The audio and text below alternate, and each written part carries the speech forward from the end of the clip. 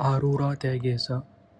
நாம் பார்க்க இருப்பது திருவாரூர் தியாகராஜ பெருமான் தோன்றிய வரலாறு மற்றும் திருவாரூர் தேர், அதாவது ஆழித்தேரின் தத்துவமும் அதன் இரகசியங்களும்.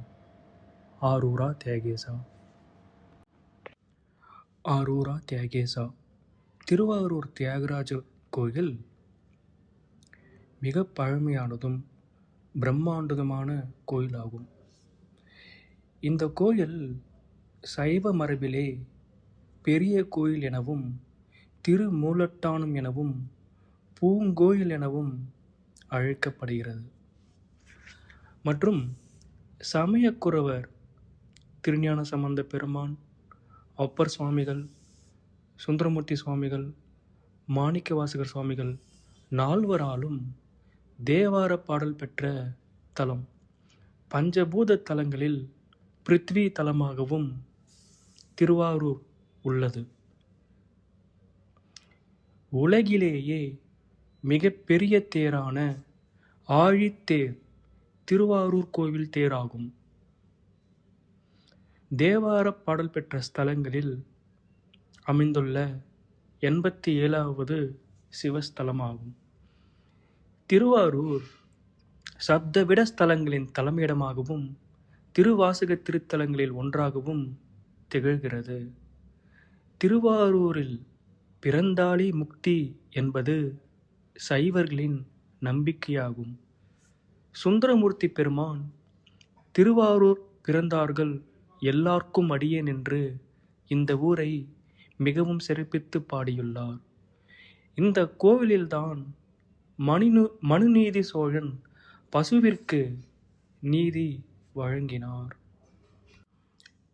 இந்த ஊரின் புராண பெயர்கள் க்ஷேத்திரவரபுரம், ஆடகேசுரபுரம், தேவயாகபுரம், முசுகுந்தபுரம், கலிசெலா நகரம், அந்தரகேசுபுரம், வன்மீகநாதபுரம், தேவாசிரியபுரம், சமர்க்காரபுரம், மூலாதாரபுரம், கமலாலயபுரம் ஆகியது புராண பெயர்கள் என்று திருவாரூருக்கு வழங்கப்படுகின்றன. மூலவர் பெயர் வன்மீகநாதர், புற்றுடங்கொண்டார், மூலட்டானம் உடையார், பூங்கோவில் புண்ணியனார். உற்சவர் பெயர்கள் தியாகராஜ பெருமான், வீதி விடங்கர். தியாகராஜ பெருமானுக்கு மற்றும் சில பெயர்கள் உள்ளன. வீதி விடங்கர், தேவர் கண்ட பெருமான், தியாகப் பெருமான், ஆடரவ கிண்கிணி காலழகர், செங்கழு நீர் அழகர், செவ்வந்தி தோடழகர், கம்பி காதழகர், தியாக வினோதர், கருணாகர தொண்டைமான், அசைந்தாடும் அப்பர், அடிக்காயிரம் பொன் வழங்கியவர், கமலேசர், செம்பொன் தியாகர், தேவ சிந்தாமணி, தியாக சிந்தாமணி. தாயார் பெயர் அல்லியம் பூங்கோதை, நீலோத்பலாம்பாள், கமலாம்பிகை. உற்சவர் தாயார் பெயர் அல்லியங்கோதை. தல விருட்சம் பாதிரி மரம். தீர்த்தம் இங்கு கமலாலயம், சங்கு தீர்த்தம், கயா தீர்த்தம், வாணி தீர்த்தம். சிறப்பு திருவிழாக்கள் பங்குனி ஆழித்தேர் திருவிழா, திருவாதிரை, மகா சிவராத்திரி. திருவாரூர் கோயில் சிதம்பரம் நடராஜ பெருமான் கோயிலை விட மிகவும் பழமையானது என்பதை குறிக்கும் வகையில் இங்கு பாடப்படும் தேவாரத்தில் திருச்சிற்றம்பலம் என்ற சொல் குறிப்பிடப்படுவது இல்லை. மேலும் இதற்கு சான்றாக அப்பர் பெருமான் திருவாரூரில் கோவில் கொண்டது எந்நாளில் என பாடிய 10 பாடல்களில் திருவாரூர் தில்லைக்கு முற்பட்டது என குறிப்பிட்டுள்ளார். கர்நாடக சங்கீத மும்மூர்த்திகள் தோன்றிய திருத்தலம். திருவாரூர் கோவில் அளவும் தெப்பக்குளமும் ஒரே அளவு கொண்டதாகும். இந்த கோவில் 9 ராஜகோபுரம், 80 விமானம், 12 உயர மதில்கள், 13 மண்டபங்கள், 15 தீர்த்த கிணறுகள், 3 தோட்டம், 3 பிரகாரம் என மிக பிரம்மாண்டமான கட்டட அமைப்பாகும். 24 உட்கோவில்களையும் 365 சிவலிங்கங்களையும் 86 விநாயகப் பெருமான் சிலைகளையும் கொண்ட மகா புண்ணியமான திருத்தலம். இந்த கோயிலுக்கு சிவனுக்கு 2 சந்நிதிகள் உள்ளன. ஒன்றில் வன்மீகநாதர் என்றும் மற்றொன்றில் தியாகராஜ பெருமான் என்றும் சிவபெருமான் அழைக்கப்படுகிறார். இவற்றில் வன்மீகநாதர் சந்நிதி அதன் தொன்மையை அறுதியிட்டு கூற முடியாத அளவிற்கு மிக பழமையானது. சமயக் குரவர்களாலும் இதர நாயன்மார்களாலும் பாடப்பெற்ற ஸ்தலம். ஆரூர் அறநெறி திருக்கோயில் நமிநந்தியடிகள் நாயனார் தண்ணீரால் திருவிளக்கேற்றி வைத்து வழிபட்ட திருக்கோயிலாகும். இந்த தலம் பிறக்க முக்தி திருவாரூர் என்று புகழப்படும். இந்த தலத்தில் 12 திருமுறைகளில் சிதம்பரம் நடராஜர் பெருமான் கோவிலை அடுத்து அதிக பாடல்களை பெற்ற சிறப்புடைய தலம் இதுவாகும். இந்த தலத்தின் மீது திருஞான சம்பந்த பெருமான் 6 பதிகங்களையும், அப்பர் பெருமான் 21 பதிகங்களையும், சுந்தரமூர்த்தி பெருமான் 8 பதிகங்களையும், மொத்தத்தில் 35 பதிகங்கள் உள்ளன. மாணிக்கவாசக பெருமான் 3 பாடல்களை பாடியுள்ளார். இதுபோக 12 திருமுறைகளிலும் பல்வேறு இடங்களில் ஆரூர் குறிப்பிடப்பட்டுள்ளது என்பது இதன் சிறப்பாகும். மேலும் இங்கு தண்டியடிகள், கயற்சிங்கர், செருத்துணையார், விரண்மிண்டர், நமிநந்தியடிகள் முதலிய நாயன்மார்களின் தொண்டுகள் பரிமளித்த பதி இதுவே. மேலும் கமலை ஞானப்பிரகாசரும் இங்கு இருந்தவரே. திருவாரூர் தேரை அப்பர் பெருமான் தனது தேவாரத்தில் குறிப்பிடுகிறார். இந்த தலம் வீதி பிரகாரங்களையும் சேர்த்து 5 பிரகாரங்களை கொண்டுள்ளது. கோயில் 5 வேலி, குளம் 5 வேலி என்று போற்றப்படும் மிகப்பெரிய சிவன் கோயிலும் கமலாலயம் என்ற தீர்த்தமும் உடைய தலம். ஆரூர் தலம் 2 பாடல் பெற்ற ஸ்தலங்களையும் ஒரு வைப்பு தலத்தையும் கோயிலுக்கு உள்ளும் ஆரூர் பரவியுன் மண்டலி என்ற மற்றொரு ஸ்தலத்தை கோவிலுக்கு அருகிலும் கொண்ட மேன்மை மிக்கது. இது முசுகுந்த சோழன், மனுநீதி சோழன் ஆகியோர் ஆட்சி செய்த சீர்மை உடைய பதி. திருவாரூர் தெற்கு கோபுரத்திற்கு வெளியே பறவையார் வாழ்ந்த கிழக்கு நோக்கிய மாளிகை வளாகத்தில் இசைஞானியாருக்கு திருவுருவ சிலை உள்ளது. சோழர்கள், பாண்டியர்கள், விஜயநகர பேரரசின் நாயக்க மன்னர்கள் ஆகியோரின் கல்வெட்டுக்கள் மொத்தம் 65 உள்ளன. மேலும் இந்த ஸ்தலத்தில் உள்ள சிவபெருமான் குருவாக இருந்து மக்களுக்கு நல்ல ஒழுக்கங்களை உபதேசித்த இடம்தான் இந்த திருவாரூர். இங்கே இந்த சிவனை வணங்கும் பக்தர்களுக்கு கல்வி ஞானத்தை வழங்குவார். நல்ல ஒழுக்கமான வாழ்க்கையை வாழ்த்தி வழங்குவார்.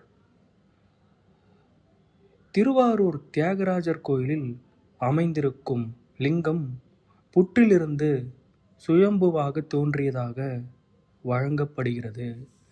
எனவே அப்பர் சிவபெருமானை புற்றிடங்கொண்டார் புற்றிடங்கொண்டார் புற்றிடங்கொண்டார் என்ற பெயரால் அழைக்கிறார். இந்த ஸ்தலத்தின் தொன்மையை விளக்கும் அப்பர் சிவனின் திருவிளையாடல்கள் ஒவ்வொன்றுமாய் சொல்லி, அந்த திருவிளையாடல் நடப்பதற்கு முன்பாகவா அல்லது பின்பாகவா திருவாரூரில் எழுந்தருளிய நாள் என வினவுகிறார். இதன் மூலம் இந்த ஸ்தலம் எவ்வளவு பழமையானது என்று நன்கு அறியப்படுகிறது. இந்த ஸ்தலத்தில் அன்னை கமலாம்பாள் சந்நிதி மிகவும் பெயர் பெற்ற சக்தி தலம் ஆகும். இந்த திருக்கோவில் 3ஆம் பிரகாரத்தின் வடகிழக்கு திசையில் உள்ளது. சந்நிதியில் 2 கால்களையும் மடக்கி யோகினியாய் அன்னை அமர்ந்திருக்கிறார். திருச்சுற்றின் தென்மேற்கு மூலையில் அட்சரப்பீடம் உள்ளது. முத்துசுவாமி தீட்சிதர் அன்னை கமலாம்பாளை துதித்து நவாவர்ண கீர்த்தனைகளை பாடியிருக்கிறார். அடுத்ததாக இந்த ஸ்தலத்தில் நீலோத்பலாம்பாள் போகசக்தி அம்பிகை உள்ளாள். இத்திருக்கோவில் 2ஆம் பிரகாரத்தின் வடபுறம் கொடிமரத்தின் எதிரே அமைந்துள்ளது. தென்மொழியில் அல்லியங்கோதை என்னும் திருப்பெயரோடு அன்னை விளங்குகிறாள். 2 திருக்கைகளோடு இடக்கை சேடிப்பெண் சமர்ந்திருக்கும் முருகனின் சிரசை தீண்டிய வண்ணம் உள்ளது. இதே போன்று உற்சவமூர்த்தியும் இருப்பது மிகவும் சிறப்பு. இந்த சந்நிதியின் முகமண்டபத்தில் தியாகேச பெருமான் சோமாசி நாயனார் யாகத்திற்கு செல்லுதல், மாணிக்க நாச்சியாருக்கு அருள் புரிதல், மராத்திய மன்னர் வீதி விடங்கனை வணங்குதல் போன்ற பல ஓவியங்கள் உள்ளன. அடுத்ததாக திருவாரூர் ஆழித்தேர். ஆழித்தேர் வித்தகனை நான் கண்டதாரூரே என்பது அப்பர் பெருமான் வாக்கு. ஆழித்தேர் 96 அடி ஆகும்.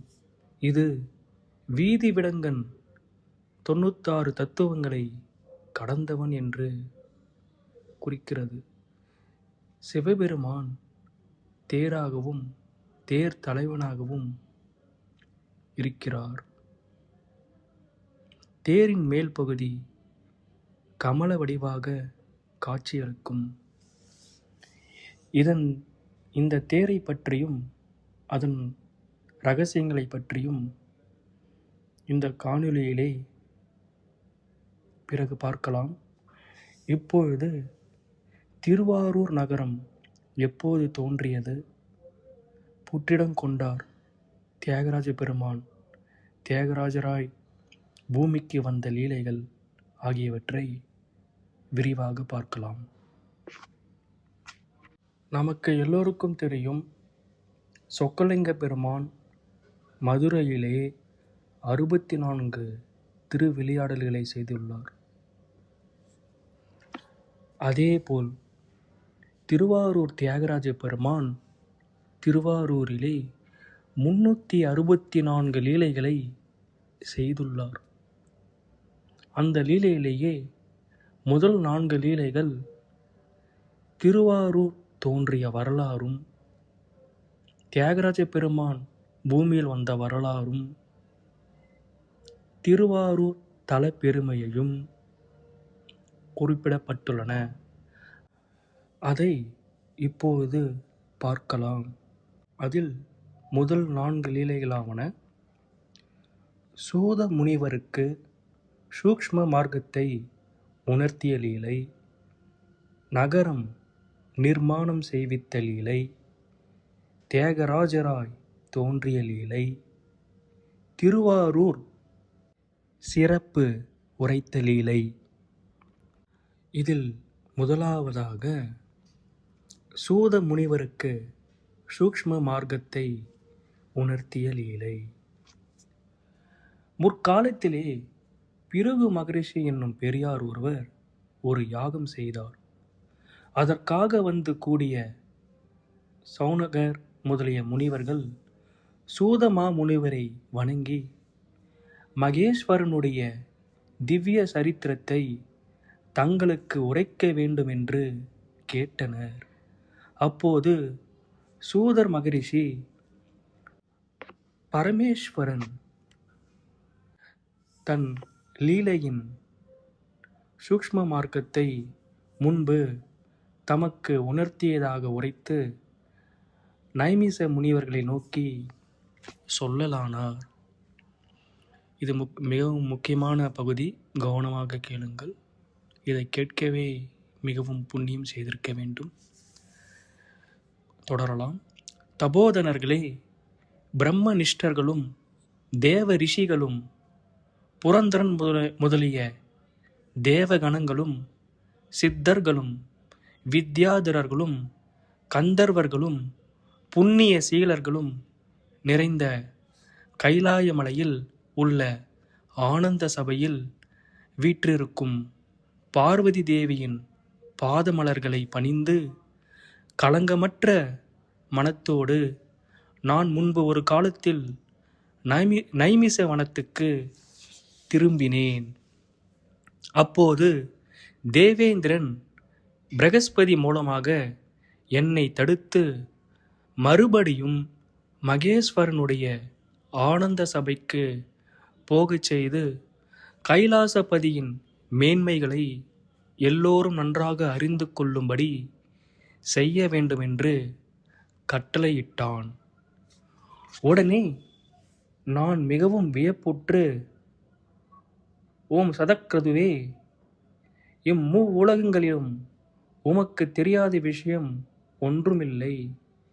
மகா மூடனாயும் நிமிஷந்தோறும் சபல புத்தியை உடையவனாகவும் உள்ள நான் மகேஸ்வரனுடைய குணங்களை எவ்வாறு உரைக்க வல்லவன்? 18 கோடி கண்டமாயும் 32 கோடி உபகண்டமாயும் உள்ள கைலாசபதியின் திவ்ய சரித்திரங்களை யான் உரைக்க வல்லவனா என்று கூறி மனம் நொந்து வாடி நின்றேன். அப்போது கைலாசபதி தம் கடைக்கண் பார்வையை என் மேல் செலுத்தி, ஓ சூதரே, சகல சாஸ்திரங்களின் தத்துவங்களையும் உணர்ந்தவரே, இப்போது தேவேந்திரன் விரும்பியபடி நீர் நமது திவ்ய லீலைகளை இந்த சபையில் கானம் செய்வீர். உலக மாதாவாகிய நமது தேவியின் கடாசக்தினாலும் நமது கடாசக்தினாலும் உமது மனதில் சூக்ஷ்மமான விஷய ஞானம் உண்டாகும். நான் முற்காலத்தில் தக்ஷிண தேசத்தில் காட்டிய லீலைகளின் சிறப்பை நீர் ஒருவரே உரைக்க வல்லவர். நாம் செய்த லீலைகளின் இரகசியங்களும் சபைக்கேற்ற விஷயங்களும் நமது ஆலயத்தின் கர்ப்ப கிரகத்திலும் மண்டபத்திலும் பிரகாரத்திலும் கோபுரத்திலும் நகரத்திலும் ஆங்காங்குள்ள நாடுகளிலும் ஆகாயத்திலும் வாயுவிலும் முச்சுடர்களிலும் ஜலத்திலும் பூமியிலும் தேவலோகத்திலும் மனுஷலோகத்திலும் கந்தர்வலோகத்திலும் பாதாள லோகத்திலும் வனத்திலும் குகையிலும் மற்றுமுள்ள இடங்களிலும் யாம் நிகழ்த்திய அற்புதங்களும் உள்ளங்கை நெல்லிக்கனி போல் உமது மனதில் விளங்கக் கடவன. மகரிஷிகளும் தேவர்களும் சித்தர்களும் நிறைந்த நமது சபையில் நமது திவ்ய லீலையை ஆதியோடந்தமாக உரைக்கத்தக்க திவ்ய ஞானத்தை உமக்கு ஒருவருக்கே அளித்தோம்.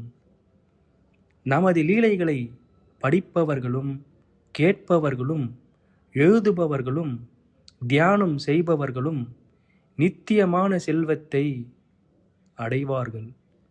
பிணியுற்றவன் பிணி நீங்கி க்ஷேமத்தை அடைந்து பலசாலியாவான்.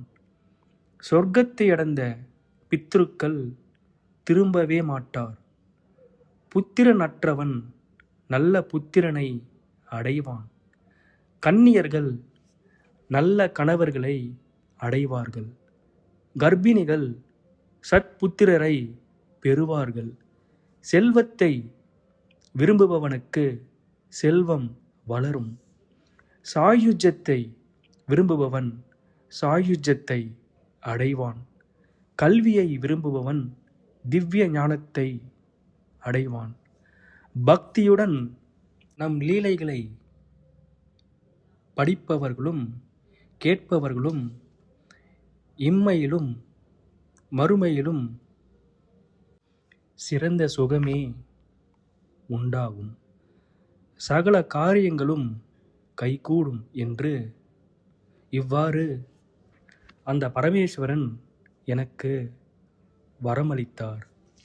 அப்பொழுதே எனது மனதில் சூக்ஷ்ம தத்துவங்களும் பரமேஸ்வரனுடைய திவ்ய லீலைகளும் ஸ்படிகத்தில் வைத்த நிதி போல் விளங்கின. நான் கைலாசபதியின் எதிரிலே நின்று அவர் தியாகராஜ மூர்த்தியாக உலகில் நடத்திய திவ்ய லீலைகளை எல்லாம் கானம் செய்தேன். யக்ஷரும் கந்தர்வரும் நாகரும் தேவரும் ரிஷிகளும் கேட்டு பரம ஆனந்தம் அடைந்தனர். தேவதுந்துபி முழங்கிற்று. தேவர்கள் புஷ்பமாரி பொழிந்தனர். சிவ சிவ. தியாகராஜ லீலையின் மகிமையை கேட்ட அனைவரும் ஆனந்த கண்ணீர் மல்கும்படி பரம ஆனந்தம் அடைந்தனர். இவற்றையெல்லாம் கேட்டு ஆனந்தித்த தேவேந்திரன் ஸ்வர்கலோகத்தில் நமது சுதர்மா என்னும் சபையில் மற்றொரு முறை தியாகராஜ பெருமான் லீலைகளை கானம் செய்ய வேண்டும் என்று விண்ணப்பித்தான். நானும் அவ்வண்ணமே சுதர்மை சபையை அடைந்து இந்திரன் முதலிய 33 தேவர்களும் சித்தரும் சாரணரும் மற்றுமுள்ள புண்ணியசாலிகள் அனைவரும் கேட்டு ஆனந்திக்கும்படி பரமேஸ்வரனின் லீலைகளை கானம் செய்தேன். அமிர்தத்தை உண்டு மெய்யறிவு பெற்ற சொர்க்கவாசிகளும் அந்த திவ்ய லீலைகளை முற்றிலும் கேட்டு சந்தோஷமடைந்தனர், பரம ஆனந்தமடைந்தனர். சூதர் சபையில் வீட்டிலிருந்து விளங்கிய வேதவியாசரும் நாரதரும் பாரத்வாஜரும் விஸ்வாமித்திரரும் அகத்திய பெருமானும் புலஸ்தியரும் தௌமியரும் தியாகராஜ பரம்பொருளின் லீலையை அன்று முதல் அங்கங்கே கானம் செய்யலானார்கள். இந்த கங்கை கரையில் நடக்கும் பிருகு ரிஷியின் யாகத்தை சிறப்பிக்க வந்து கூடியிருக்கும் மகா முனிவர்களே, நீங்கள் விரும்பியபடி பரமேஸ்வரனுடைய லீலைகள் உங்களுக்கு சொல்லுகின்றேன். மிகவும் கவனமாக கேளுங்கள். எல்லா ஜனங்களும் கலியுகத்தில் உய்யும் வண்ணம் பரமேஸ்வரன் அனைத்து குலத்தில் உதித்த மக்களுக்கும் அளவற்ற காருண்யத்தினால் செய்து வந்த லீலைகளை 3வது தடவையாக இப்பொழுது உங்களுக்கு நான் சொல்லுகின்றேன். இந்த லீலைகளை நீங்கள் நிதி போலும் மகா மந்திரங்கள் போலும் சத்வித்தை போலும் காப்பாற்ற வேண்டும். நியமத்துடன் இவைகளை பாராயணம் செய்ய வேண்டும். எல்லா புண்ணிய கதைகளும் எல்லா தீர்த்தங்களும் சகல ஆகமங்களும் சகல வேதங்களும் சகல பீஜாட்சரங்களும் சகல எந்திரங்களும் சகல கவசங்களும் சகல சக்திகளும் சகல சித்திகளும் சகல சுபங்களும் நிறைந்து விளங்கும் இந்த தியாகராஜ பெருமான் லீலையின் கானமே சகல புராண படனத்தின் பயனை அளிக்கும். நற்கீர்த்தியும் இஷ்ட சித்தியும் வந்து எய்தும். இது சத்தியம் சத்தியம் சத்தியம். முதலாவது லீலை முற்றிற்று. அடுத்ததாக திருவாரூர் நகரம் நிர்மாணம் செய்வித்த லீலை. 2வது, ஒரு சமயம் காசிய மகரிஷி 1000 வருஷம் ஒரு காலால் நின்று நீட்டிய கையுடன் கடுமையான தவம் புரிந்தார். அவர் பக்தியை கண்டு மகிழ்ந்த கைலாசபதியான சங்கரர் பார்வதி தேவியுடன் அவருக்கு காட்சியளித்து அவர் வேண்டியபடி சாதுக்களுக்கு தீங்கு இழைக்கும் அசுரர்கள் அழிய கடவர், யாகங்களினால் களிப்படியும் தேவர்கள் வாழக் கடவர் என்று வரமளித்துவிட்டு கைலாயமலையை அடைந்தார். உடனே மனதில் விஸ்வகர்மாவை நினைக்கவே அவன் கூப்பிய கையுடன் அவர் முன் தோன்றி வணங்கி நின்றான். அப்பொழுது பரமேஸ்வரன் அவனுக்கு ஆசி கூறி அவனை நோக்கி, விஸ்வகர்மாவே, ஜம்புத்தீவில் உள்ள பாரத வருஷத்தின் தென்பாகத்தில் காவிரியாற்றின் தென்கரையில் ஒரு திவ்ய சக்திரத்தை அடைந்து நாம் ஜீவராசிகளுக்கு தரிசனம் அளிக்க நிச்சயம் செய்திருக்கின்றோம். இப்பொழுதே நீ அங்கே போய் நகர நிர்மாணம் செய்வாய். அந்த க்ஷேத்திரத்துக்கு செல்லும் வழியை சொல்லுகிறேன், கவனமாக கேட்பாயாக. கைலாய மலையிலிருந்து புறப்பட்டு 130 யோசனை தூரம் தெற்கு முகமாக சென்றால் உனக்கு எதிரில் தபனகிரி தோன்றும். அங்கிருந்து 50 யோசனை தூரம் தென்கிழக்கு முகமாக போனால் விந்திய மலையை காணலாம்.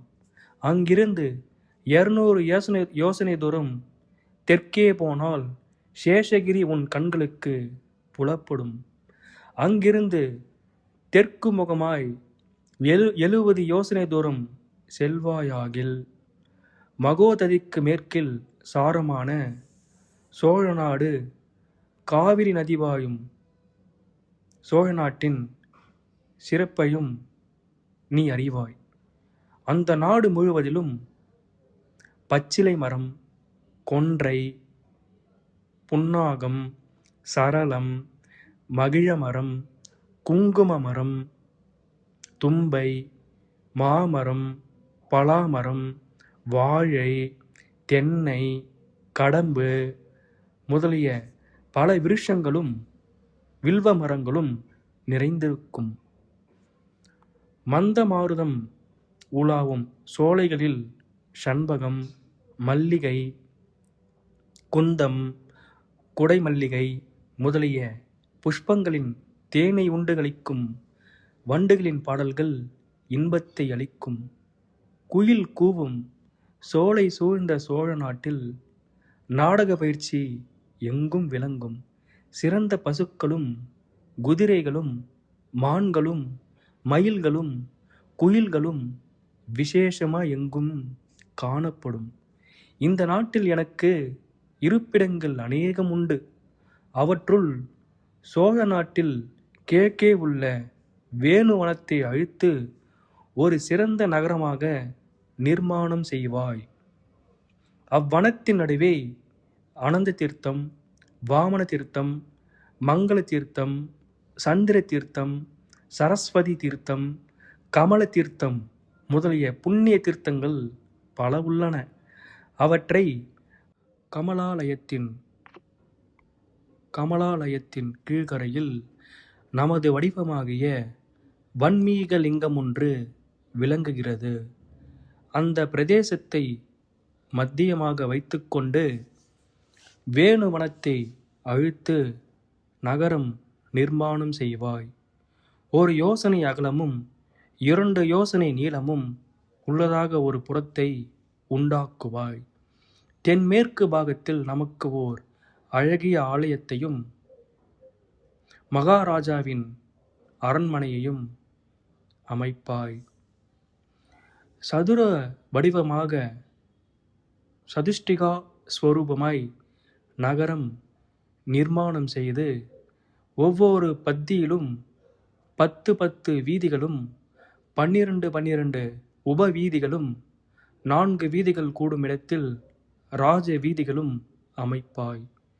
வசந்த மண்டபம், வார்ஷிக மண்டபம், அபிஷேக மண்டபம், மந்திராஹூதி மண்டபம், அலங்கார மண்டபம், கல்யாண மண்டபம், லீலா மண்டபம் முதலிய மண்டபங்களும் பாகசாலை, திரவியசாலை, கோசாலை, யாகசாலை, கொடிமரம், மதில்கள், கோபுரங்கள், குளங்கள், கிணறுகள், மேடைகள், படிகள், சுப காரியங்களை செய்யும் பெரிய இடங்கள், சிறிய இடங்கள் முதலியனவும் நிறைந்த சிறந்த ஆலயத்தை நமக்கும் நமது தேவிக்கும் கணேசனுக்கும் சண்முகனுக்கும் முதலிய பரிவாரங்களுக்கும் தக்கவாறு அமைப்பாய். ராஜசபை, மந்திரி சபை, ஆலோசனை சபை, அபிஷேக சாலை, அலங்கார சாலை, போஜன சாலை, சங்கீத சாலை, நர்த்தன சாலை, சயன சாலை, கோசாலை, குதிரை சாலை, யானை சாலை, ரதசாலை முதலிய சாலைகள் நிறைந்த ராஜபவனத்தை அமைப்பாய். காவலாளிகள் சூழ்ந்த வீதிகள் தோறும் ஆகாயத்தை அளவிய மாடிகளும் ஸ்வர்ண மேடைகளும் நவரத்னங்கள் இழைத்த சயனஸ்தலங்களும் நிறைந்தவனாக ஜனங்களின் வாசஸ்தலங்களையும் அமைப்பாய். வாவிகளும் பொய்களும் சோலைகளும் சூழ்ந்து குளிர்ச்சி பொருந்தி விளங்கும் அந்நகரத்தை சுற்றிலும் பகைவரால் தாண்ட முடியாத அகழிகளையும் எந்திரங்களும் காவலாளிகளின் இருப்பிடமும் மறைவாக இணைக்கப்பட்ட உறுதியான மதில்களுடன் கூடிய கோட்டை அணியையும் அமைப்பாய். தோரணங்களும் துவஜ படங்களும் நிறைந்த ராஜ வீதிகளில் நீர் தெளித்தலும் புஷ்ப அலங்காரமும் எப்பொழுதும் நிறைந்த வானவரும் மன்னவரும் வியக்கத்தக்கபடி நகரத்தை அமைப்பாய் என்று பரமேஸ்வரன் கட்டளையிட்டார். சிவ சிவ. அப்போது அவரது பாத கமலங்களை மனதில் தியானித்து அவர் உரைத்தவற்றை விடாமல் கவனமாய் கேட்டு வந்த விஸ்வகர்மன் காவிரியின் தென்கரையில் உள்ள வேணுவனத்தின் அருகே வந்து நின்று வலக்கையை நீட்டி கொஞ்சம் அசைத்து வாயினால் ஒரு மந்திரத்தை உச்சரித்தான். உச்சரித்த ஒரு நிமிஷ நேரத்துக்குள் பெருங்காடாக இருந்த இடம் தெரியாமல் மறைந்து போனது. அமராவதி போலவும் அழகாபுரி போலவும் போகவதி போலவும் மிக்க சிறப்புடன் கூடிய ஒரு நகரம் பூமியிலிருந்து வெளியே கிளம்பியது.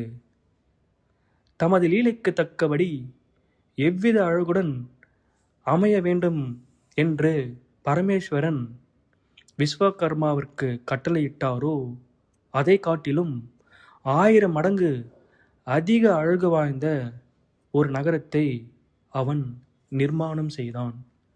நெடுநாளாயிருந்த வேணுவனம் மறைந்து திடீரென்று அங்கே ஒரு நேர்த்தியான நகரம் தோன்றுவதை கண்ட தேவர்களும் முனிவர்களும் மனிதர்களும் வியப்புற்று, இங்கே பரமேஸ்வரனுடைய சாநித்தியம் உண்டாகும் போல் தோன்றுகிறது.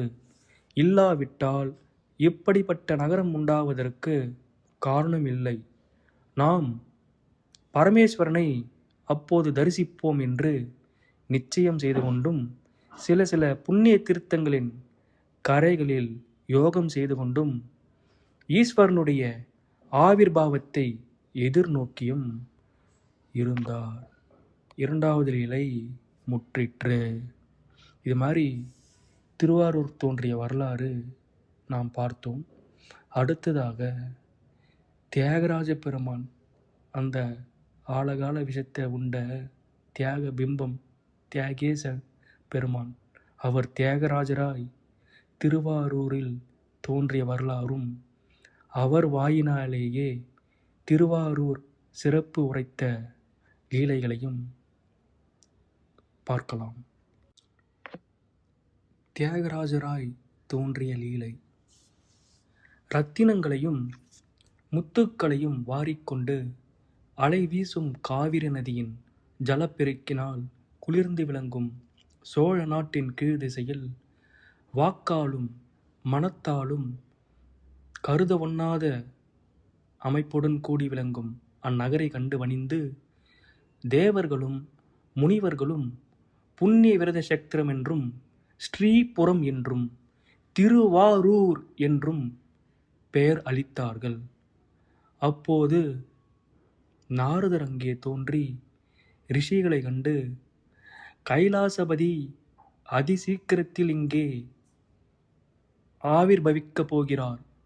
அவர் பாதகமலங்களை பூஜிப்பதற்காக நான் முன்னமே இவ்விடம் வந்துவிட்டேன் என்று சொல்லும்போதே அவருடைய கட்டளைப்படி புருகீதன் முதலிய தேவர்கள் அந்த புண்ணிய நகரத்துக்கு வந்து சேர்ந்தனர். இவ்வாறு தேவர்கள் வந்து கூடுவதை கண்ட மாணவர்களும் என் திசைகளிலிருந்தும் விரைவாக ஓடி வந்து தென் திசைக்கே ஒரு சிறப்பு உண்டாகப் போகிறது என்று களிப்புடன் பரமேஸ்வரனுடைய வரவை எதிர்நோக்கியிருந்தார்கள். சிலர் அங்கே வந்த எல்லா முனிவர்களும் தேவர்களும் திருவாரூர் நகரையும் கோவிலையும் பார்த்து மிகவும் ஆச்சரியம் அடைந்தார்கள். சிலர் ஆலயத்தின் அழகை கண்டும், சிலர் கோபுரங்களை கண்டும், சிற்ப மேன்மையை கண்டும், மண்டபங்களின் அழகை கண்டும், நகரின் அழகை கண்டும், இது மாதிரி ஓர் நகரை மூவழிகளிலும் 3 உலகங்களிலும் எந்த லோகத்திலும் கண்டதில்லை என்று புகழ்ந்தார்கள். நாரதர், காசியவர், அகஸ்தியர், வசிஷ்டர், விஸ்வாமித்திரர் முதலிய முனிவர்கள் வன்மீக ஸ்வரூபியை பணிந்து ஆலயத்தின் நடுவில் பரஞ்சுடர் உதிக்க போகும் சுபலக்னத்தை எதிர்பார்த்து இருந்தார்கள். தேவர்கள் ஸ்வர்ண கலசத்தையும் இரத்ன கலசத்தையும் கோபுர வாயிலின் இரு புறங்களிலும் பூர்ண கும்பமாக வைத்தார்கள். மனுஷர்கள் எல்லோரும் தூய்மையான வெள்ளை ஆடைகளை அணிந்து கொண்டு பொறிகளை வீதியில் வாரி இறைத்தார்கள்.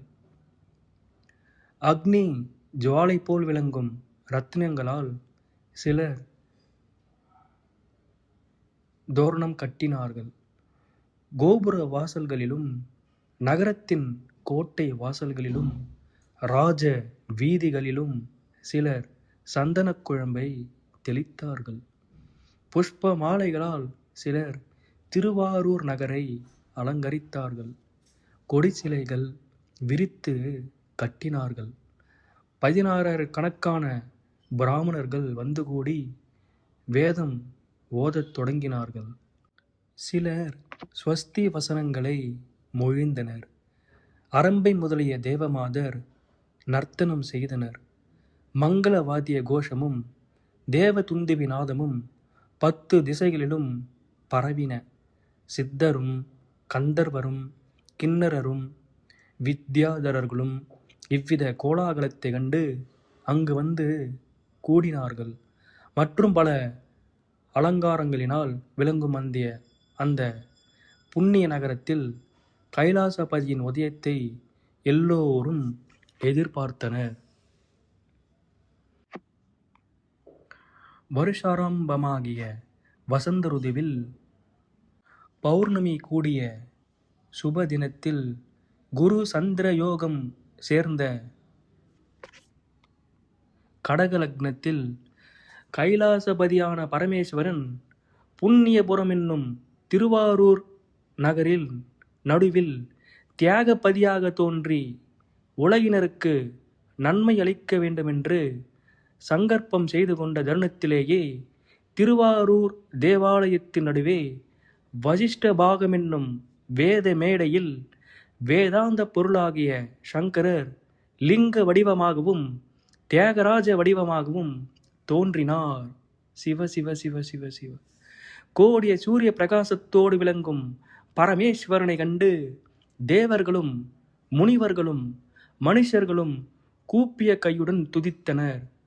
ரத்தின ஆபரணங்களினால் விளங்கும் தியாகராஜ பெருமானின் திருமேனியை கண்டு மகிழ்ந்து சர்வலோகேஸ்வர மகாதேவ திரிமூர்த்தி ஸ்வரூபியே, புவனேஸ்வரனே, விஸ்வமூர்த்தியே, விஸ்வகர்த்தனே, சர்வசிரேஷ்டனே, ஜெகநாயக, ஜன்மமற்றவரே, ஜரையற்றவரே, மரணமற்றவரே, ஞான ஸ்வரூபியே, ஞானத்தை அளிப்பவரே, ஞானத்தால் காண வல்லவரே, தேஜோ நிதியே, உமாபதியே, நீலகண்ட அவ்யக்த ரூப, தேவதேவ, பாஸ்கர ரூப, பகுரூப, முஞ்சபதி, விஸ்வரூப, விருபாக்ஷ, விருஷ்வகர்ப்ப, விருஷபதே, பிராமண வந்திய, சூலபாணி, திரிபுரஹர, யக்னபாக, திரிநயன,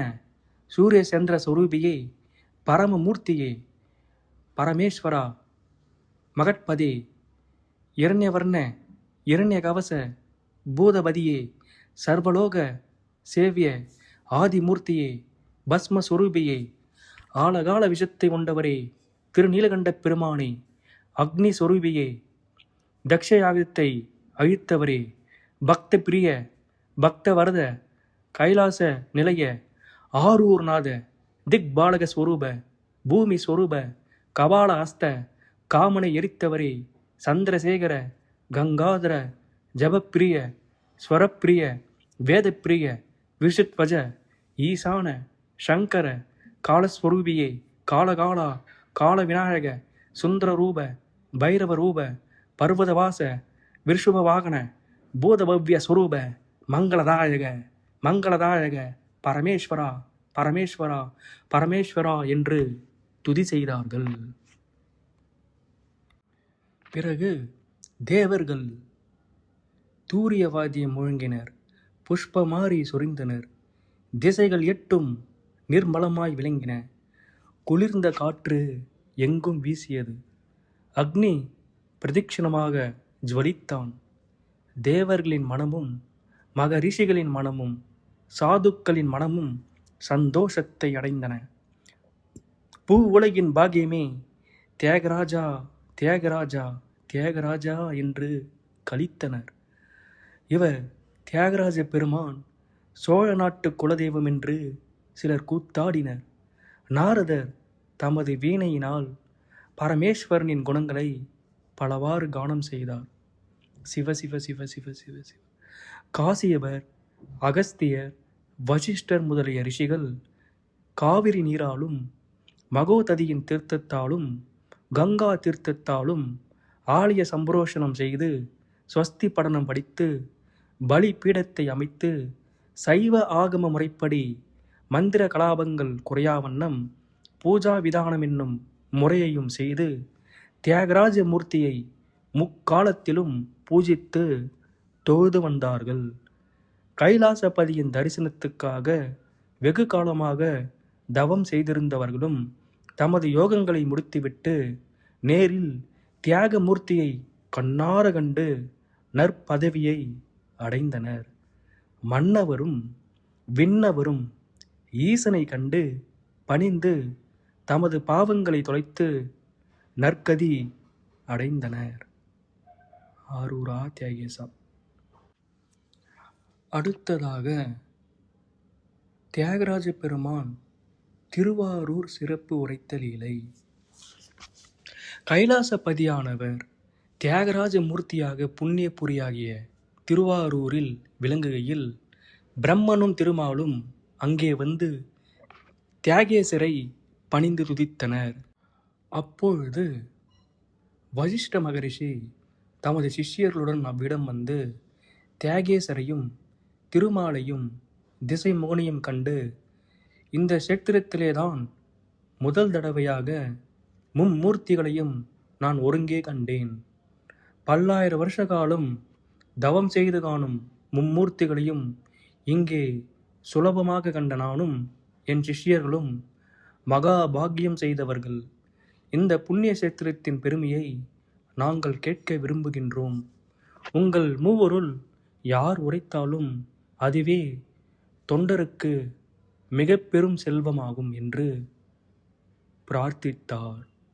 பிரம்மதேவர் அப்போது இந்த ஸ்தலத்தின் பெருமையை உரைக்க வேண்டுமாயின் அந்த தியாகேச பெருமானே கருணை புரிய வேண்டும் என்று கூறினார். தம்மால் முடியாதென்று ஸ்ரீமன் நாராயணரும் உரைத்தார்.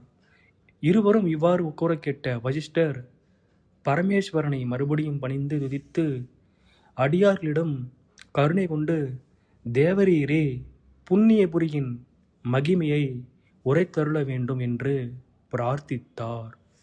வசிஷ்டருடைய பிரார்த்தனையை கேட்ட தியாகேச பெருமான் மகிழ்ந்து புன்சிரிப்புடன் பின்வருமாறு கூறலானார். சிவசிவா ஆரூரா தியாகேசா. சுவாமி திருவாரூர் பெருமையை சொல்ல ஆரம்பிக்கிறார். இவ்வுலகில் முக்கியமாய் உள்ள 24 இடங்களில் நான் சுயம் பிரகாச லிங்க வடிவமாகவும் வியக்த வடிவமாகவும் அவ்வியக்த வடிவமாகவும் திவ்ய வடிவமாகவும் விளங்குகிறேன். அந்த க்ஷேத்திரங்களின் சிறப்பை வரிசையாக சொல்லுகிறேன், கேளுங்கள். கைலாசகிரியில் விளங்கும் நமது வடிவத்தை யார் பக்தியுடன் பஜனை செய்கிறாரோ அவர் அன்னதானத்தால் உண்டாகும் பயனையும் சரீர முடிவில் நமது பதவியையும் அடைவார். 2. கேதார சேத்திரத்தில் விளங்கும் நமது வடிவத்தை நேரில் கண்டு வலம் வந்து துதிப்பவர்களுக்கு யாகம் செய்த பலன் உண்டாகும். மறுபிறப்பு இல்லை. அஞ்ஞானம் நீங்கும். 3. காஷி சேத்திரத்தில் விளங்கும் நமது லிங்க வடிவத்தை தரிசிப்பவர்கள் சிவராத்திரி விரதத்தை அனுஷ்டிப்பதால் உண்டாகும் பலனை அடைவார்கள். அஞ்ஞானம் நீங்க பெற்று சரீர முடிவில் நமது சாயுஜ்யத்தை அடைவார்கள்.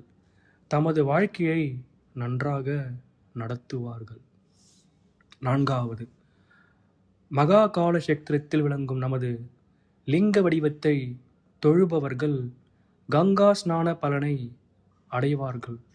மோகத்தை நீக்கி நமது பிரத்யக்ஷத்தையும் பெற்று வாழ்வார்கள். 5.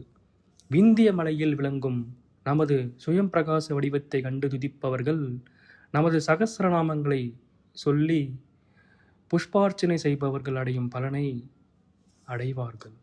குஷ்டம் முதலிய கொடிய நோய்களும் நீங்க பெறுவார்கள். 6. பிரதிஷ்டானபுரத்தில் விளங்கும் நமது வடிவத்தை கண்டு வலம் செய்பவர்களுக்கு ஆருத்ரா தரிசன பலன் உண்டாகும். எல்லா பாவங்களும் ஒழியும். 7. அருணகிரியில் விளங்கும் நமது வடிவத்தை கண்டு வில்வார்ச்சனை செய்பவர்கள் புஷ்ப கைங்கரியம் செய்பவர்கள் அடையும் பலனை அடைவார்கள். சிறந்த செல்வத்துடன் பூமியில் வாழ்ந்து பிறகு சிவ சாயுஜத்தை அடைவார்கள். அடுத்து 8. விருதாஜலத்தில் விளங்கும் நமது மூர்த்தியை பஜனை செய்பவர் பாலாபிஷேகம் செய்வித்த பலனை அடைவர். நினைத்த காரியம் அவருக்கு கைகூடும். 9. கோபர்வதத்தில் விளங்கும் நமது மூர்த்தியை கண்டு பணிபவர்கள் நியமத்துடன் 1,00,000 தடவை ஸ்ரீ பஞ்சாட்சரத்தை ஜபம் செய்பவர்களுக்கு உண்டாகும் பலனை அடைவார்கள். 10. காஞ்சி சேத்திரத்தில் விளங்கும் நமது திவ்ய வடிவத்தை காண்பவர் 4 வேதங்களையும் பாராயணம் செய்பவர் அடையும் பலனை அடைவார். சிறந்த செல்வமும் ஜெயமும் நல்ல மக்கட்பேரும் அவருக்கு உண்டாகும். குடும்ப மாயையை நீக்கி நமது பதவியை அவர் அடைவார். 11. காளாஸ்தி என்னும் தக்ஷிண கைலாசத்தில் விளங்கும் நமது வடிவத்துக்கு தொண்டு செய்பவர்களுக்கு நினைத்த காரியம் நிறைவேறும். யோக பலனை அடைந்து மாயை நீங்கி சிவ சாலோக்கிய பதவியை அடைவார்கள்.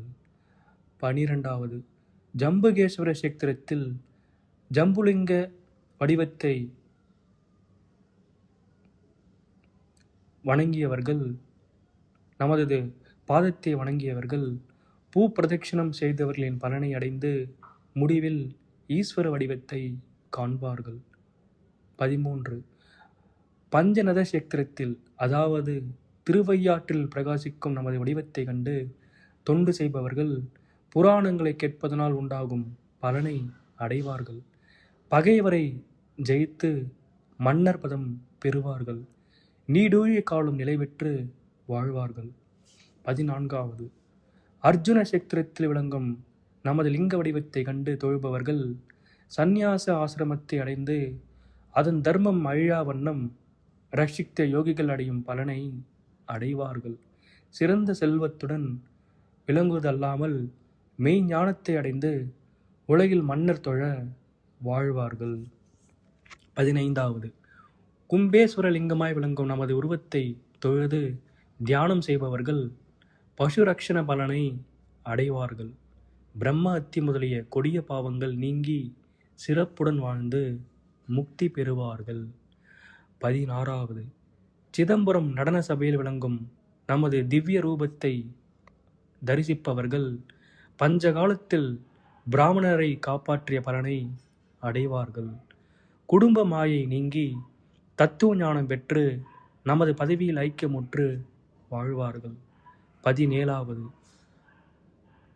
மாயூர சேத்திரத்தில் மயூரலிங்க வடிவமாக தோன்றும் நம்மை தரிசித்து வலம் வருபவர்கள் தடாக நிர்மாணம் செய்தவர்களின் பலனை அடைவார்கள்.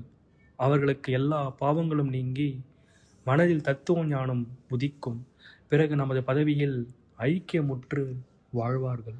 18வது வேதாரண்ய சேத்திரத்தில் விளங்கும் நமது திவ்ய வடிவத்தை கண்டு பணிபவர்களுக்கு தேவாலய பிரதிஷ்டை செய்த பலன் உண்டாகும். பூர்வ பாவமும் இனி ஏற்படும் பாவமும் ஒழிந்துவிடும். சுபங்களுடன் இவ்வுலகில் வாழ்ந்து முக்தி அடைவார்கள். 19வது விஷ்ணுபுர சேத்திரத்தில் விளங்கும் நமது அழகிய உருவத்தை கண்ணால் காண்பவர்களுக்கு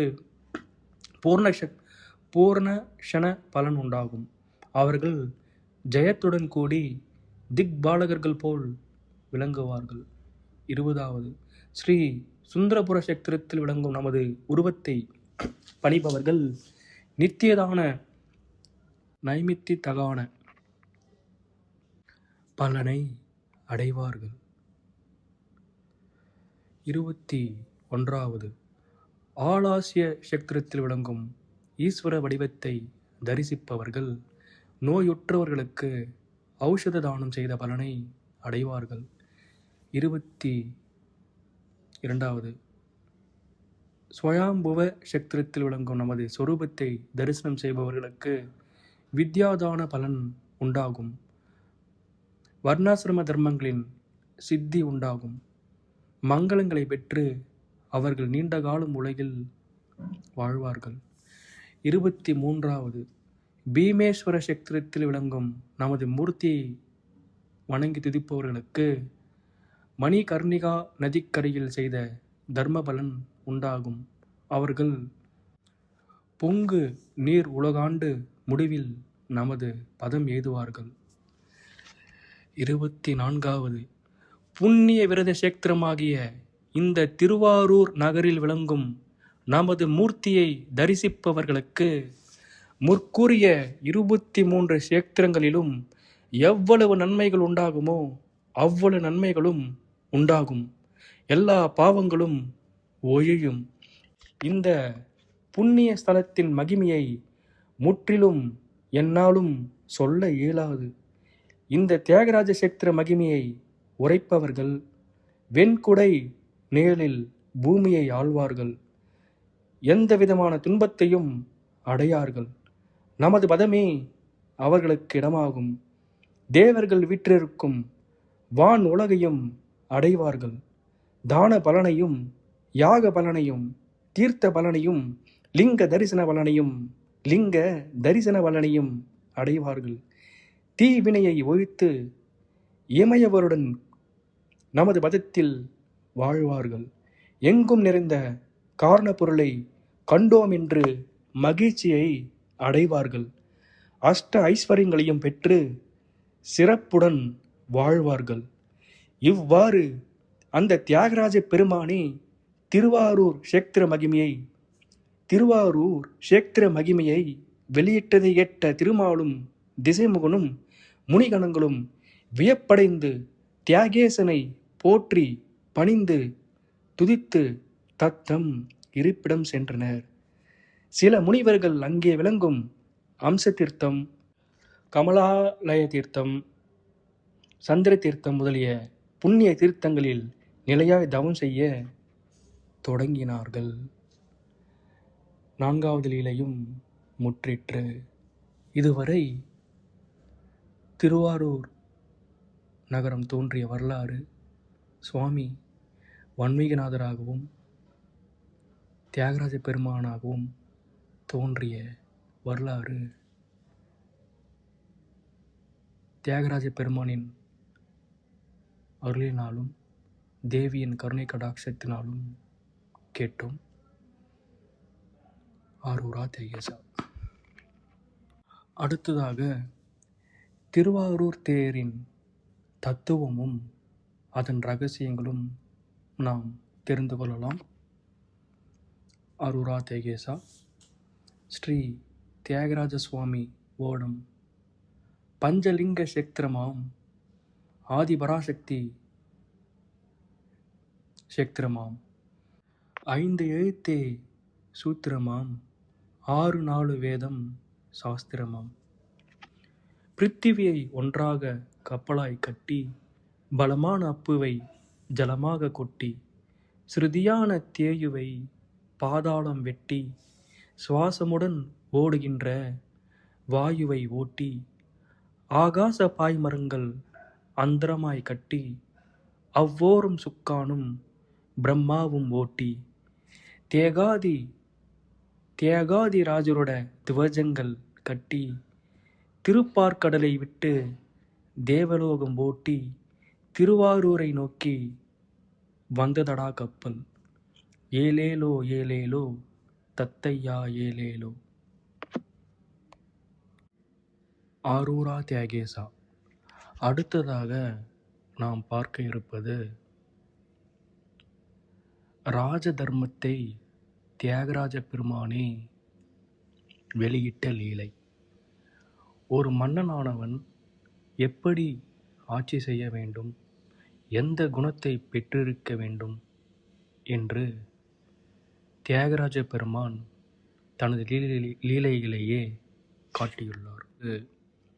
91வது லீலை. முன்பு சொல்லியிருந்தபடி தியாகராஜ பெருமான் 364 லீலைகள் திருவாரூரில் நடத்தியுள்ளார். அதில் 91வது லீலை மிக முக்கியமானது. ஆரூரா தியாகேசா. முற்காலத்தில்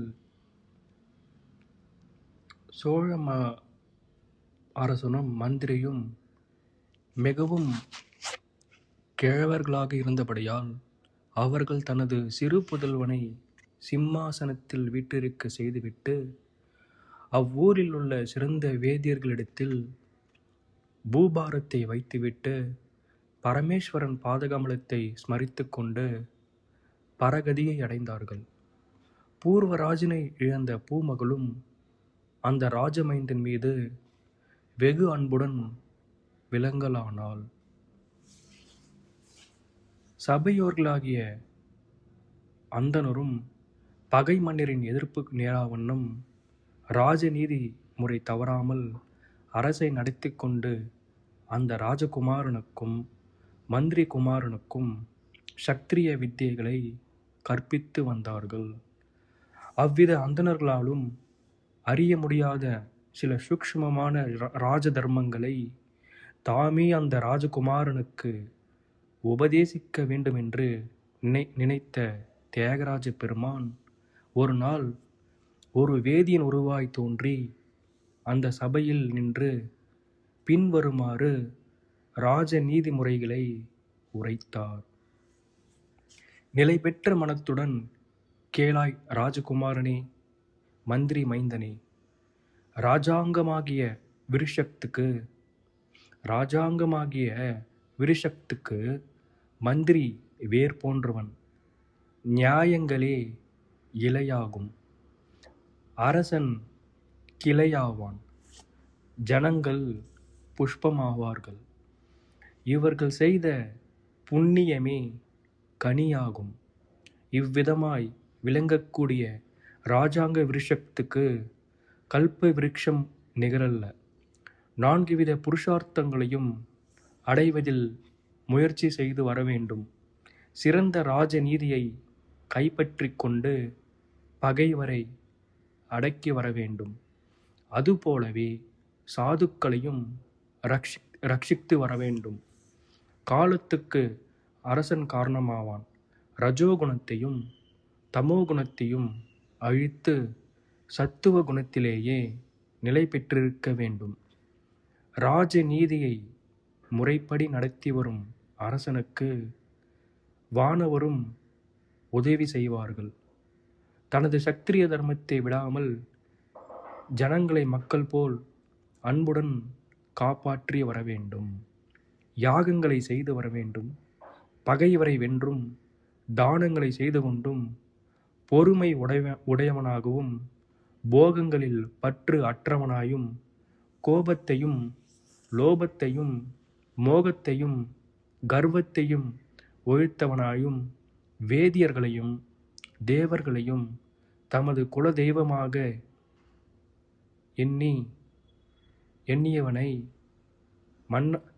எண்ணிய மன்னவனை பார்மகளும் பூமகளும் நாமகளும் ஜெயமகளும் விருப்பத்துடன் வந்து ஆசீர்வதிப்பார்கள், அணுகுவார்கள். அரசன் தயையற்றவனாய் இருக்கக்கூடாது. சத்தியத்தை மீறவே கூடாது. பிராணிகளை காரணமின்றி இம்சை செய்யலாகாது. வஞ்சனை செய்யக்கூடாது. மனதினாலும் வாக்கினாலும் பிரகிருதிகளுக்கு விரோதம் செய்யலாகாது. சூரனாயும் பாவ காரியங்களை செய்யாதவனாயும் நல்ல எண்ணத்தை உடையவனாயும் மந்திரிகளையும் சாஸ்திரங்களையும் வேதியரின் உபதேசங்களையும் நேத்திரமாக கொண்ட பூபாலனே, ருத்ரமூர்த்தியாய் மேதினியின் நலத்தை பெருக்க வல்லவன். உரிய காலத்திலேயே எவ்வித காரியங்களையும் செய்ய வேண்டும். அரசன், மந்திரி, சிநேகிதர், செல்வம், சேனை, கோட்டை, தேசம் என்னும் இந்த 7மே ராஜ்யாங்கம் எனப்படும். இவ்வித அங்கங்களுக்கும் பிரஜைகள் செய்யும் நற்காரியங்களுக்கும் கெட்ட காரியங்களுக்கும் நன்மைக்கும் தீமைக்கும் அரசன் ஒருவனே காரணம் ஆகிறபடியால் அரசன் தனது சரீரத்தை முதலில் பாதுகாத்து கொள்ள வேண்டும். பஞ்சரேந்திரியங்களையும் ஜெயிக்க வேண்டும். சாகச காரியங்களை செய்யக்கூடாது. கோசாலையை காப்பாற்றி வரவேண்டும். காரியத்தில் வல்லமை உள்ளவர்களையும் பொறுமை உள்ளவர்களையும் கலங்காத மனமுடையவர்களையும் மகான்களையும் ராஜ்ய காரியங்களில் நியமிக்க வேண்டும். 4 வர்ணத்தாரையும் 4 ஆசிரமத்தாரையும் தமது தர்மத்தை மீறி நடவாவண்ணம் பாதுகாத்து வரவேண்டும். நாஸ்திக தன்மையை நீக்க வேண்டும். எழுத்து வேலைக்காரர்களையும் கணக்கிடுபவர்களையும் கோசித்து காத்து வருகிறவர்களையும் நல்ல வார்த்தையினால் மேன்மைப்படுத்தி வரவேண்டும்.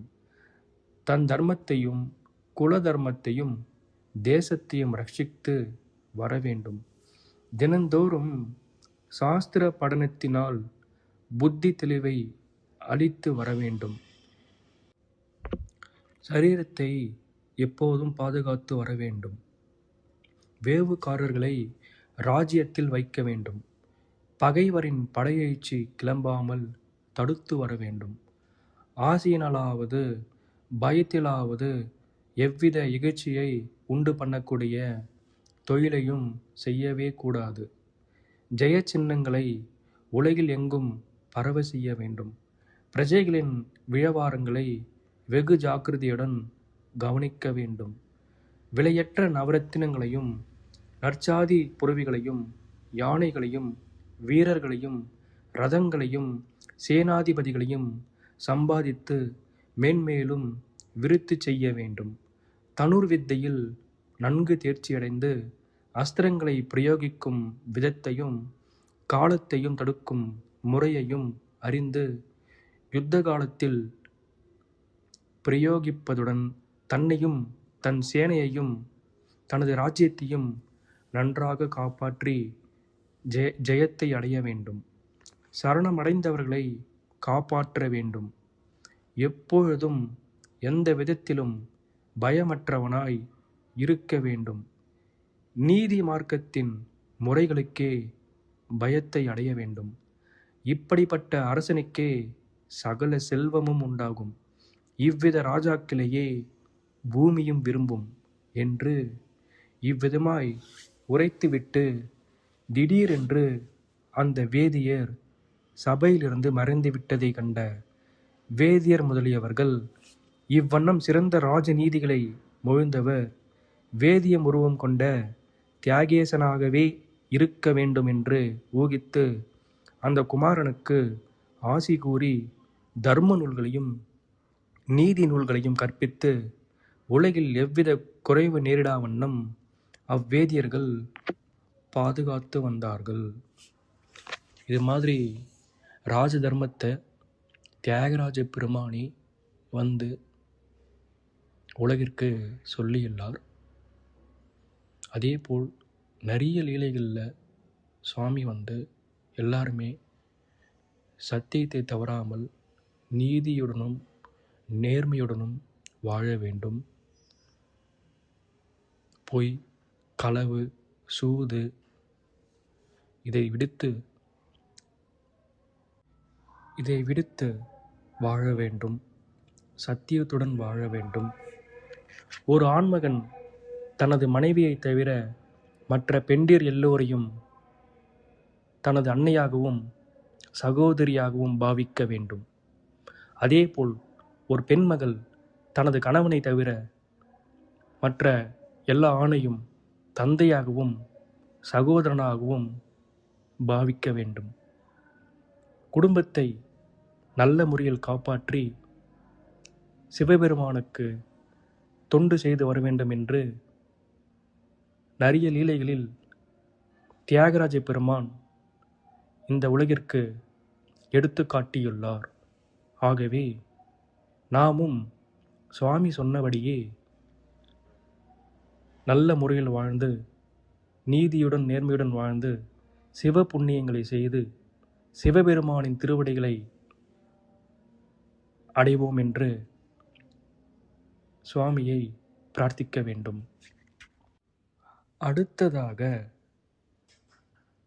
இப்போது இருக்கிற சோமஸ்கந்த தியாகராஜர் மூர்த்தியானவர் விண்ணுலகிலிருந்து முசுகுந்த சக்கரவர்த்தி ஆனால் மண்ணுலகிற்கு கொண்டு வரப்பட்டார். அந்த மூர்த்தி, அந்த பரம்பொருளான தியாகராஜ மூர்த்தி எப்படி விண்ணுலகிலிருந்து மண்ணுலகிற்கு வந்தார் என்பதை பார்ப்போம். அதற்கப்புறம் திருவாரூர் தேர் எப்படி விண்ணுலகிலிருந்து மண்ணுலகிற்கு வந்தது மற்றும் அதன் தேரில் என்னென்ன இருக்கின்றன, அதன் தத்துவம் யாது, அதன் இரகசியங்கள் யாது, அதை பற்றி விரிவாக பார்க்கலாம். ஆரூரா தியாகேசா. ஆரூரா தியாகேசா. தியாகராஜ பெருமான் தியாகராஜராய் அவதரித்த லீலையை முன்னதாக விரிவாக பார்த்தோம். இந்த கோயில் எப்போது வந்தது என்று அப்பர் பெருமானுக்கே அதன் தொன்மையை விளக்கி கூற முடியவில்லை. அது அவருடைய பாடல்களில் மிக தெளிவாக அந்த கருத்தை காணலாம். அதற்கப்புறம் தியாகராஜராய் தோன்றிய பிறகு சோமஸ்கந்த தியாகராஜ மூர்த்தி அந்த ஒரு விக்கிரகத்தை முசுகுந்த சக்கரவர்த்தி எப்படி இந்திரதேவனிடமிருந்து பூ உலகிற்கு கொண்டு வந்தார் என்பதை விரிவாக காணலாம். ஆரூரா தியாகேசா. ஆரூரா தியாகேசா முசுகுந்த சக்கரவர்த்தியின் வரலாறு. முசுகுந்தன் என்றால் குரங்கு முகம் உடையவன் என்று பொருள். இந்த அரசன் சோழர்களின் பரம்பரையில் பிறந்தவன். தியாகராஜ பெருமானை இந்திர உலகிலிருந்து இந்த மண் உலகிற்கு கொண்டு வந்தவன். கந்த புராணத்தில் இவருடைய வரலாறு பேசப்படுகிறது. ஒரு சமயம் கைலை மலைச்சாரலில் ஓர் அழகிய பூஞ்சோலையில் உள்ள வில்வ மரத்தின் கீழ் உமையம்மையும் சிவபெருமானும் எழுந்தருளியிருந்தனர். இந்த வில்வ மரத்தின் மீதிருந்த ஒரு குரங்கு விளையாட்டாக வில்வ இலைகளை பறித்து கீழே போட்டுக்கொண்டு இருந்தது. கீழே பெருமானும் பிராட்டியும் எழுந்தருளி இருப்பதை இந்த குரங்கு அறியவில்லை. அந்த நாள் ஒரு சிவராத்திரி நாளாகும். அறியாமல் வில்வ இலைகளை முடிமேல் போட்டதை பெருமானார் அர்ச்சனையாக கொண்டார். அந்த குரங்கின் மீது பார்வையை செலுத்தினார். அந்த குரங்கிற்கு சிவஞானம் உண்டாயிற்று. கீழே இறங்கி அம்மை அப்பரை வணங்கி நின்றது. செவ்வான வண்ணராகிய சிவபெருமானார், நீ செய்த சிவராத்திரி பூஜையால் இவ்வுலகை ஆளும் அரசனாக பிறப்பாய் என்று அருளினார். உடனே குரங்கு, பெருமானி, அரசனாக பிறந்து அரசபோகத்தில் மூழ்கி விடுவேன். ஆதலால் குரங்கு முகத்துடன் பிறக்கும் வரத்தை அருளுங்கள். மேலும் மாறாத சிவபக்தியை யான் பெற வேண்டும் என்று வேண்டி நின்றது. பெருமானும் வேண்டியதை அருளினார். அந்த குரங்கு தமிழ்நாட்டில் கருவூரில் சோழர் குலத்தில் குரங்கு முகத்துடன் பிறந்து முசுகுந்தன் என பெயர் பெற்றது. இவனே கருவூரை தலைநகராக கொண்டு ஆட்சி செய்தவன். மாறாத சிவபக்தியுடன் திகழ்ந்தவன். எண்ணற்ற சிவபெருமானின் மாடக் கோயில்களை கட்டியவன். முசுகுந்த சக்கரவர்த்தி தன் முற்பிறவியில் வசிஷ்ட மகரிஷியிடம் முருகனின் மகிமை பற்றி அறிந்து கொண்டார். மகரிஷியே, இனி நான் முருகனை தவறாது பூஜிப்பேன் என்றார். முசுகுந்தரின் பக்தி கண்ட முருகப்பெருமான் அவர் முன் காட்சியளித்து விரும்பிய வரம் தருவதாக தெரிவித்தார். ஆறுமுகனே, பூலோகம் முழுவதையும் ஆளும் பாக்கியம் வேண்டும். வீரபாகு முதலான நவ வீரர்களும் எனக்கு பக்கபலமாக உடன் இருக்க வேண்டும் என்று கேட்டார். முருகப்பெருமானும் அப்படியே ஆகட்டும் என அருள் புரிந்துவிட்டு வீரபாகுவை அழைத்து முசுகுந்தருக்கு தான் அளித்த வரம் குறித்து தெரிவித்தார். அதற்கு வீரபாகு, முருகா, உன் அடிமையான நாங்கள் பூலோகத்தில் ஒரு மனிதனுக்கு எப்படி தொண்டு செய்ய முடியும் என்று மறுத்தார். உடனே முருகப்பெருமான் தனக்கு கீழ்ப்படியாத வீரபாகு உள்ளிட்ட நவ வீரர்களை மனிதர்களாக பிறக்க செய்தார். அவர்கள் முசுகுந்த சக்கரவர்த்தியின் படைத்தலைவர்கள் ஆயினர். அதன் பின் நவ வீரர்களின் மனைவியரான 9 பேரும் பூமியில் ராஜகுமாரிகளாக பிறந்தனர். அவரவர் தங்களுக்கு உரியவரை கணவராக அடைந்தனர். இதற்கிடையே இந்திரலோகத்தின் மீது வலாசுரன் என்பவன் மிகப்பெரிய போர் தொடுத்தான். இந்திரன் பூலோகத்தில் இருந்து முசுகுந்த சக்கரவர்த்தியை உதவிக்கு நாடினான். முசுகுந்த சக்கரவர்த்தியும் வீரபாகுவும் படைகளுடன் விண்ணுலகம் சென்று அசுரனின் படையை துவம்சம் செய்து வெற்றி கொடியை நாட்டினர். போரில் வலாசுரன் கொல்லப்பட்டான். தனக்கு உதவிய முசுகுந்தருக்கு விருந்தளித்தான் இந்திரதேவன். மேலும் இந்திரதேவன் உனக்கு வேண்டியது யாது என்று கேட்க, அதற்கு முசுகுந்த பெருமான், நீங்கள் பூஜிக்கும் சோமஸ்கந்த தியாகராஜ விக்கிரகத்தை தனக்கு வேண்டும் என்று கேட்டார். இதை கேட்டு திடுக்கிட்ட இந்திரதேவன் சோமஸ்கந்த தியாகராஜ மூர்த்தியை கொடுக்க மனமில்லாமல் நாளை வா பார்க்கலாம் என்று அனுப்பிவிட்டார். இதற்கிடையே தேவ சிற்பியை அழைத்து கொண்டு இந்திரதேவன் அதேபோல் மேலும் 6 விக்கிரகங்களை, சோமஸ்கந்த தியாகராஜ விக்கிரகங்களை செய்தான். நாளை வரும்போது இவனை பரீட்சை செய்து பார்க்கலாம், இதில் ஏதாவது ஒன்று எடுத்தால் உண்மையான விக்கிரகம் நம்மிடமே இருக்கும் என்று இந்திரதேவன் கணக்கு போட்டான். அதேபடி மறுநாள் வரும்போது பரீட்சை செய்து பார்க்கையில் முசுகுந்த சக்கரவர்த்தி சிவபெருமானின் அருளால் உண்மையான விக்கிரகத்தை கண்டுபிடித்து விட்டார். இதை சற்றும் எதிர்பாராத இந்திரதேவன் அந்த உண்மையான விக்கிரகத்தோடு மேலும் இந்த 6 விக்கிரகங்களையும் சேர்த்து 7 விக்கிரகங்களையும் அதனுடன் மிகப்பெரிய ஆழித்தேரையும் முசுகுந்த சக்கரவர்த்தியும் கொடுத்து பூலோகத்திற்கு வெகு விமர்சையாக அனுப்பினான். பூலோகத்திற்கு கொண்டு வந்த விக்கிரகத்தை மூலவிடங்க பெருமானை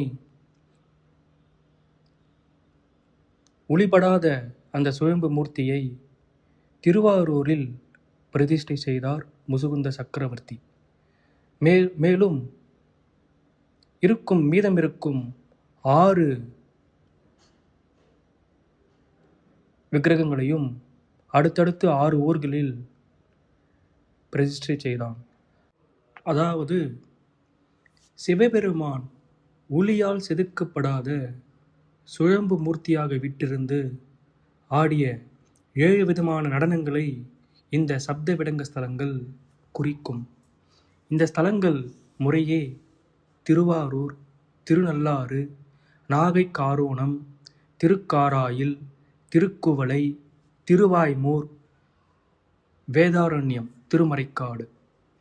இந்த 7 ஸ்தலங்களிலும் முசுகுந்த சக்கரவர்த்தி தியாகராஜ பெருமானை பிரதிஷ்டை செய்துள்ளார். இப்போது சப்த விடங்க ஸ்தலங்கள் மற்றும் தாண்டவங்களை பற்றி சிறிது பார்க்கலாம். திருவாரூர் தியாகராஜ பெருமான் வீதி விடங்கர். அவர் ஆடும் நடனம் அஜபா நடனம், அதாவது உயிரின் மூச்சை குறிக்கும் வகையில் நடனம் ஆடாமல் அசைவது. இரண்டாவதாக திருநள்ளாறு தர்பாரண்யேஸ்வரர் கோயில் நாக விடங்கர். இங்கு சுவாமி உன்மத்த நடனம் ஆடுகிறார், அதாவது பைத்தியம் பிடித்தது போல் ஆடும் நடனம். மூன்றாவதாக நாகை காரோணம் காயரோகணேஸ்வரர் கோயில். இங்கு சுவாமி சுந்தர விடங்கர் என்று அழைக்கப்படுகிறார். இங்கு சுவாமி ஆடும் நடனம் பிருங்க நடனம், அதாவது வண்டு மலரில் தேன் உண்ணுவது போன்ற நடனம். நான்காவதாக திருக்காராயில் கண்ணாயிரநாதர் கோயில். இங்கு சுவாமி ஆதி விடங்கர் என்று அழைக்கப்படுகிறார். இங்கு சுவாமி ஆடும் நடனம் குக்குட நடனம், அதாவது சேவல் நடனம்.